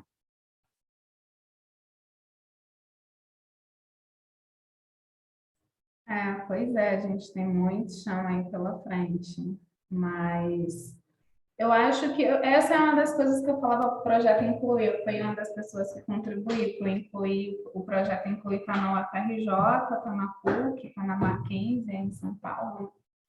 E eu falava, não adianta só a gente treinar, né? Os estudantes aqui e também a gente precisa, eu ajudo, nesse sentido de ajudei o projeto Incluir, também faço parte de um projeto que é com o Ministério Público do Trabalho, nessa questão de inclusão e de como a gente insere pessoas pretas no estudantes de direito, né? Mas também as empresas precisam sim se adequar, porque senão essa régua nunca vai ser igual, é sempre a gente que precisa correr 10 vezes mais e os escritórios não vão se adequar. É igual, teve uma ocasião que teve um professor que estava procurando X números de advogados negros para contratar. Era uma área onde não tinha muitos negros, né? E aí ele não encontrou o número de pessoas, e aí a pessoa tinha uma funcionária que trabalhava com ele e falou, olha, tem currículos aqui muito interessantes, por que a gente não faz um treinamento, não faz uma formação de X? Então, acho que a gente pensar, desigualar para igualar também, né? Eu acho que pensar em práticas inclusivas é sobre isso. Por exemplo, quando eu vinha ser monitora aqui, eu me senti à vontade. Foi um lugar que eu vim ser monitora e eu me senti super à vontade, eu me senti valorizada, eu não me senti silenciada, porque por isso algumas pessoas entram em alguma... E tem pesquisa também que mostra isso, que tem pessoas negras, falando aqui do negro, mas tem outras realidades também, tipo, a realidade do deficiente físico no Brasil, assim, é muito triste, é muito complicado, né? Então, Nathan, deixa eu só te interromper um pouquinho. Eu conheço algumas pessoas que são deficientes e como elas se posicionam hoje por conta da cota, elas são absolutamente indelicadas, pouco apropriadas, inadequadas. E quando você vai conversar com essas pessoas para entender por que que elas estão assim, né? Porque assim, você acolheu, você fez um processo, você trouxe elas para dentro. A resposta que eu ouvi foi: não estou nem aí, eles vão ter que me engolir, porque eles precisam cumprir uma cota. Isso para te dizer que, assim, de novo, a jornada é comum. Você é uma pessoa que está se desenvolvendo, que está trilhando esse caminho, que quer estar lá, que quer chegar no final da linha. Mas você, com certeza, conhece pessoas que partilham da mesma formação que você tem e que não têm a sua força, que não têm o seu brilho, que não têm a sua energia e nem querem chegar lá. Então, isso é para a gente também não entrar numa linha de vitimização total e nem de hipocrisia total, né? Porque senão a gente não avança, entendeu? Esse é o meu ponto. Não, assim, eu acho que há profissionais ruins independente de raça ou condição.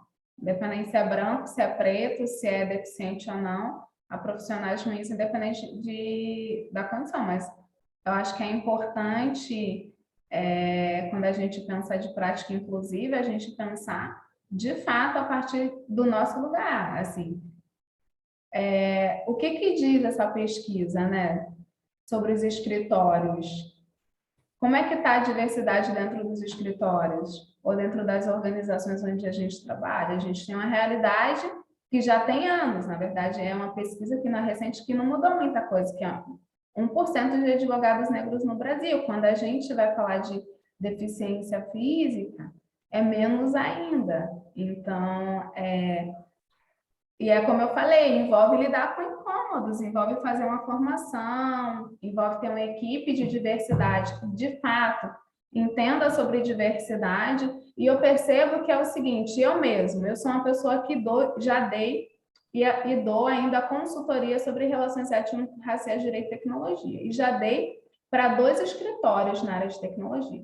Eu percebo que no início está todo mundo animado, muito animado, aí a gente fala as coisas, todo mundo muito animado. Quando começa a implementar, desiste. Porque envolve assim, gente, a gente tem um contexto nesse país de desigualdade que não vai ser resolvido em 1 ano, que não vai ser resolvido em 6 meses, que é uma construção, mas também é uma questão de legado, sabe? É a gente mudar de fato. Assim, pode parecer utópico, pode parecer romântico, mas eu, enquanto uma mulher preta, moradora da favela, que o primeiro contato que eu tive com a tecnologia foi através da exclusão, primeiro exclusão digital, e depois capitalismo de vigilância, enquanto defensora de direitos humanos, eu tenho que trabalhar, de fato, em prol do acesso, em prato de pela proteção de dados ser inclusiva, que seja respeitada como um direito fundamental para todos os corpos, porque senão não tem sentido para mim, sabe? Então, não estou dizendo que é fácil, mas a gente tem que acreditar e, assim, vale muito, muito, muito a pena. Quando eu vejo esse curso aqui, eu vi a idealização desse curso. Ele na 3ª edição, quando eu vejo a professora Cone com os garotos, da FND e também do Parque Tecnológico, fazendo um aplicativo que vai ajudar mulheres a lidar com a violência de gênero, assim, isso me faz acreditar. Então, é a gente se agarrar nos bons exemplos e a gente acreditar, entendendo qual que cabe ali, como que a gente pode ajudar. Tem ocasiões que a minha contribuição é só sentar e escutar e aprender. e faz parte, né? Então, não tem caminho fácil. Coloquei aqui a política de cookies, que eu acho que vale muito a pena, vocês vão gostar. Em termos de tratamento de dados pessoais, eu acho que é algo bem interessante, assim. Acho que vale muito a pena também conhecer o trabalho da DataLab, esse trabalho que eles estão fazendo com pessoas deficientes, é uma coisa linda, assim. Eu saí de lá muito impactada com esse hackathon de dados pessoais, porque fazer um gráfico para que uma pessoa cega pudesse entender o que a gente estava falando não é fácil. E também deixei aqui a minha monografia para vocês, porque, como eu falei, né, ela tem várias referências sobre essa questão de tratamento discriminatório aqui no Brasil, fora do país, e fico totalmente à disposição. E continuo sonhando. E realizando no meio do caminho. Depois do Pedro, eu quero falar. Pedro. Ué. Estou aqui. É muito bacana o que a Nathalie falou, porque ela junta dois universos que ela conhece bem, que eu conheço bem, que são diversidade e proteção de dados, e os dois têm uma coisa em comum, né? São dois projetos. A adequação, ela é demorada, ela é lenta, ela é um projeto complexo, e a gente não pode esmorecer em nenhum dos dois. A gente tem que acreditar que é melhor fazer alguma coisa do que não fazer nada. Então, do mesmo jeito que a empresa pequenininha, é melhor ter uma política de privacidade, mesmo que não faça o mapeamento completo, mesmo que não faça todo o projeto de adequação, mesmo que não consiga indicar um encarregado, pelo menos alguma coisinha fazer, é melhor do que não fazer nada. E a gente vai de passinho em passinho no ritmo que cada um pode dar e impor aos outros, a quem está ao seu redor, porque a imposição também conta nas duas coisas, viu, gente? Nas duas coisas. Tem empresas que hoje só contratam empresas que têm políticas de diversidade, do mesmo jeito que tem empresas que só contratam empresas que protegem dados de forma adequada. Eu acho que está tudo dentro desse grande cesto que ultimamente tem sido chamado de ESG, né, de boas práticas de governança, de um certo cuidado social. E acho que nesse ponto, essa interseção entre proteção de dados e diversidade é muito bem-vinda. E parabéns e obrigado, Natânia. Eu tinha certeza que não tinha ninguém melhor do que você para falar sobre esse tema. Verdade, Pedro. Total, total. A gente não teve outro nome, né, Pedro? Acho que Pedro saiu. Não, tá aqui. Só eu tinha fechado o microfone. Não teve. Às vezes, quando a gente programa o curso, né, tem 2, 3 opções de professores, por conta de agenda mesmo, né? Em alguns casos, a gente teve até que cancelar a aula, porque estava todo mundo com Covid em determinado momento. Mas para essa aula, a gente só tinha um nome. Não tinha outra opção, não. E já fica o convite, Natânia, para você voltar na 4ª edição do curso. Então, e eu queria aproveitar o que a Samira colocou, que é muito real, da dificuldade, o Pedro também trouxe, né? O que eu acho importante aqui, nesse momento, nesse espaço que a gente está, de reflexão, de construção, de aprendizado, é que todos estejam presentes para o tema. Porque aí vai ser uma contribuição de cada um. Se cada um, quando olhar para a sua política, tiver no seu radar, que atenção, se a gente conseguir colocar uma sementinha só para dar um incômodo de reflexão, e aí a Natânia pode até me condenar, mas para mim, né, na minha percepção, a gente já vai estar sendo vitorioso com essa aula. Porque muitas das vezes o que eu percebo é que não há um movimento, não há um esforço para correção, e isso sim, não há, mas há também um desconhecimento profundo dessa temática, do quanto ela é importante, do quanto as pessoas estão sofrendo por ela em alguma medida, e o quanto o pouco que a gente pode fazer pode ter um grande impacto no médio, no longo e até no curto prazo. Então, eu acho que se a gente conseguir mais do que respeitar, mais lutar para que na medida e no tamanho das nossas possibilidades, a gente consiga aliviar um pouquinho esse descompasso, eu entendo que a gente já está avançando. E aí eu peço até desculpas, porque eu sei que a Natane deve ter a expectativa de que eu fale, não, vamos mudar o mundo, mas se a gente conseguir mudar o nosso mundinho pequeno, eu me sinto já realizada. E aí, gente, nesse passo, a gente pensar além do respeito, pensar e aí aplicar todos os conceitos que a gente viu aqui, até aqui. Se a gente aplica a questão da necessidade, a gente afasta a exclusão de uma maneira sem igual. Por quê? Porque muitas das informações que a gente vê todo dia aí nos clientes, elas são informações desnecessárias e, em alguma medida, elas podem ter um impacto negativo. Então, quando a Samira trouxe a questão dos estagiários, e a Natane também, eu quero chegar ao ponto de não ter que perguntar a raça, de não ter que perguntar sobre nenhuma informação além daquelas que me dizem respeito, daquelas que eu preciso para a execução do trabalho. E, com certeza, esse tipo de informação não é informação relevante.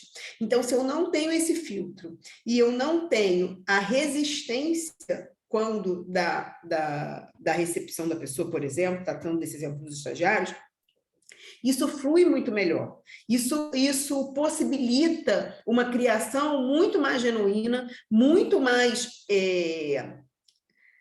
evolutiva para aquele grupo. Seja empresa, seja dentro de um determinado setor, seja na sua área, seja no seu condomínio. Então, assim, eu queria...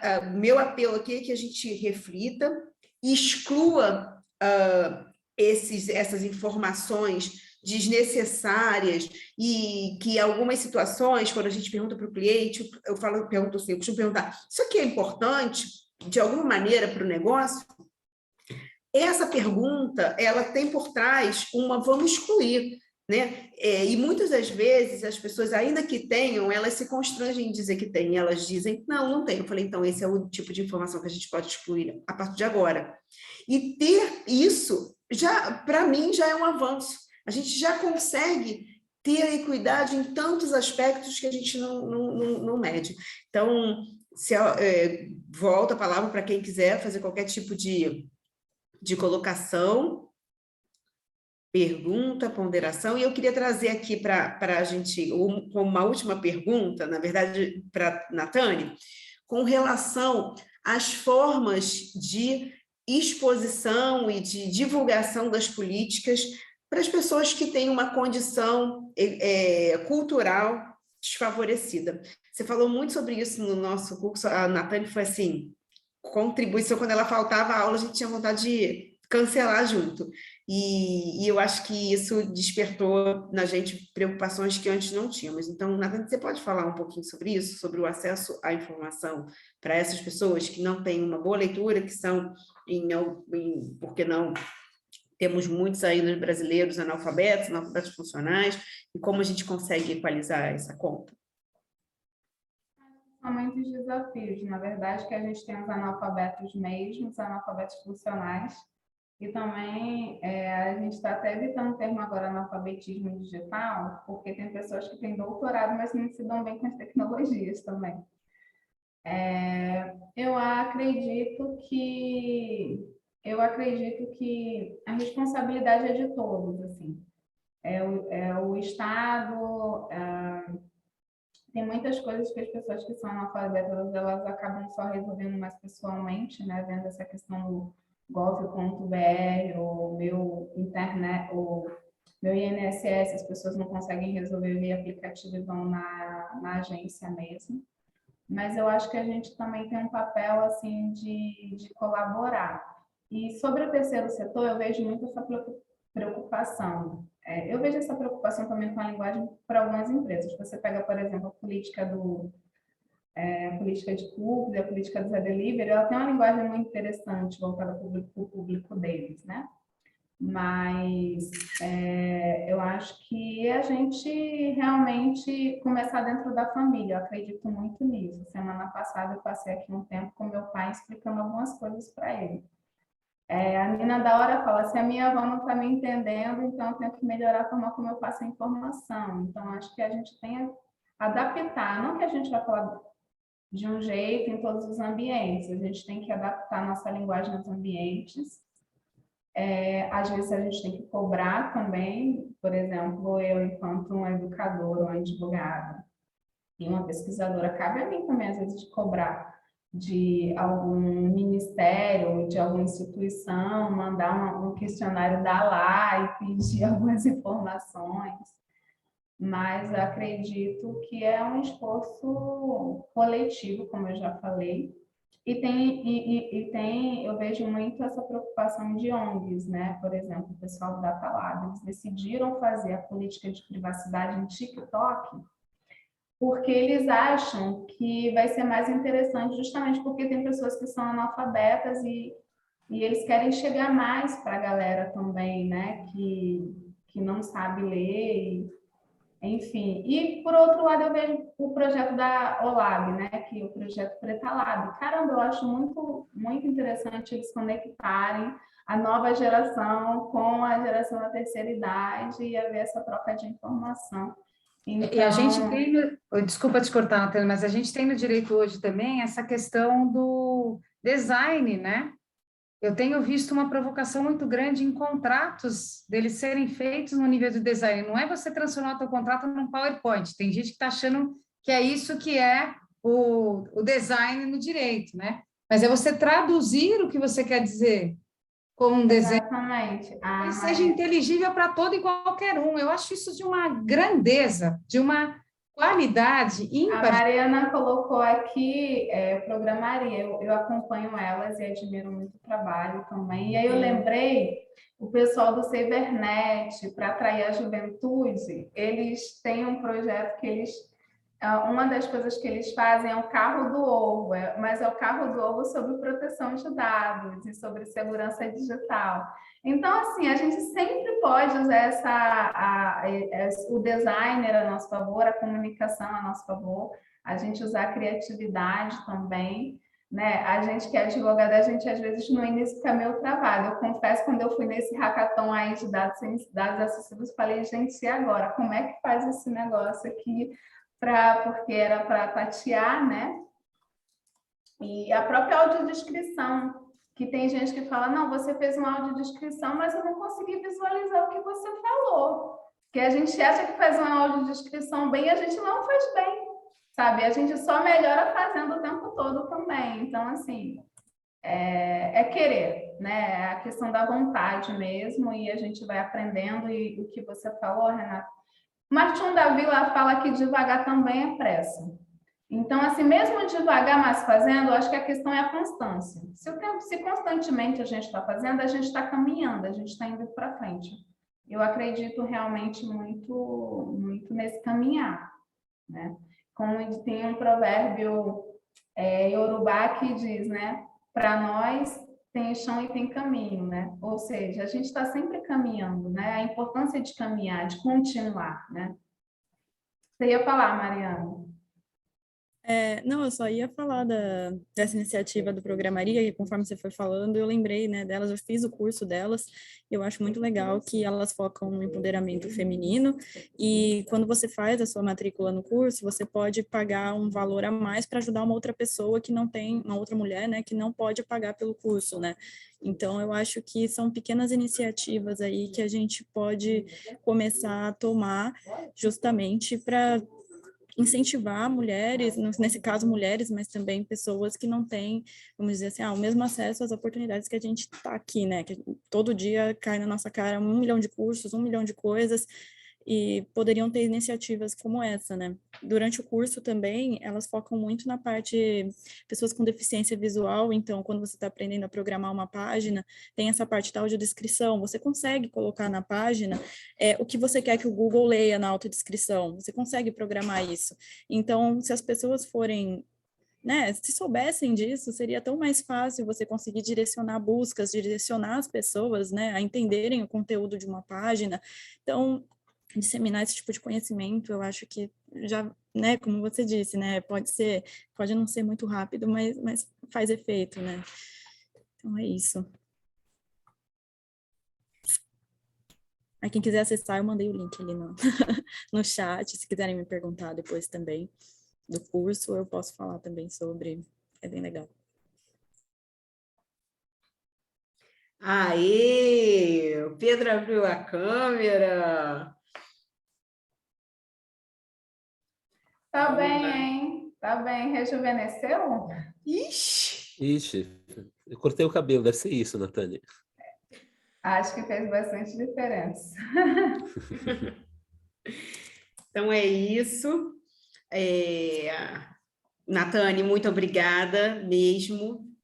Acho que você tem um papel aí fundamental para a gente trazer esse tema e distribuir, semear sementinhas ficou meio estranho, né? Mas, enfim, semear as ideias e deixar todo mundo presente. Você está aqui com... Agora estão 13, mas nós chegamos a 19 pessoas que vão certamente, se não agirem, vão ficar incomodadas com a temática. E eu sou mais conservadora, então se eu deixar todo mundo incomodado, eu já estou feliz. Então, eu te agradeço e você tem sempre espaço na BPI, né, Pedro? Como o Pedro já disse, em todos os nossos cursos, porque a gente precisa tratar disso, precisa tratar com pessoas como você, que tem uma fala gentil, acolhedora e que desperta o melhor da gente para a gente construir o melhor para os outros também. Gente, se ninguém mais quiser fazer enfim, falar nada, acho que a gente pode encerrar e nos encontramos na quarta, né, Pedro? Exato. Beijo para todos. Eu vou fazer uma foto aqui. Posso, Natane? Pode. O autor está gravando a autorização de uso de imagem, hein? Verdade. Então vamos, gente. Feito. Obrigada, Beijo, até Natane. a quarta, gente. Fiquem com Até quarta-feira, Obrigada, gente. Natane. Obrigadíssimo, Tchau, Natane. tchau. Eu que Obrigada. agradeço. Meus contatos estão aí, estou à disposição. Obrigada. Obrigada. Tchau.